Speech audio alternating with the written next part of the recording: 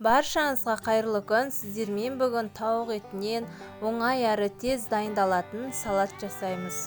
Достар, менің видеомды соңына дейін қарап, лайк басуды ұмытпаңыздар.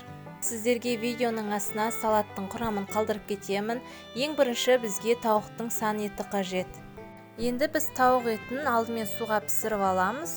Тауықтың сан етін осылай сүйегінен ажыратып алып, ұзынша етіп турап, оны майға жақсылап, екі жағы қызарғанша қуырып аламыз.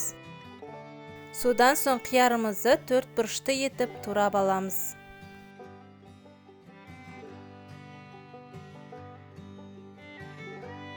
Барлығын тураған соң тарелкаға салып дайындап қоямыз.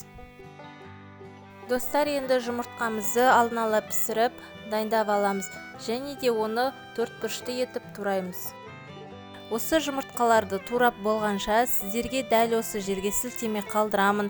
Менің каналыма тіркеліп лайк басуды ұмытпаңыздар. Содан соң бізге бір уыс көк пияз қажет, оны ұсақтап турап қоямыз. Міне достар, біз барлығын дайындап алдық. Енді осылардың барлығын ыдысымызға салып біріктіреміз. Алдымен тауық етін, консервіленген жүгеріні және де туралған қиярымызды саламыз. Содан соң жұмыртқа мен көк пиязымызды қосамыз.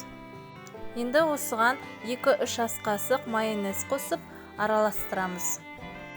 Және де осы салатымызға дәміне қарай тұз бен бұрыш себеміз.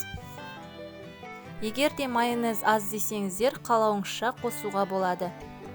Міне достар, біздің салатымыз дайын. Осындай формаға келтіріп, үстінен укроп себеміз. Достар, салатымыз өте дәмді болып шықты, ас болсын.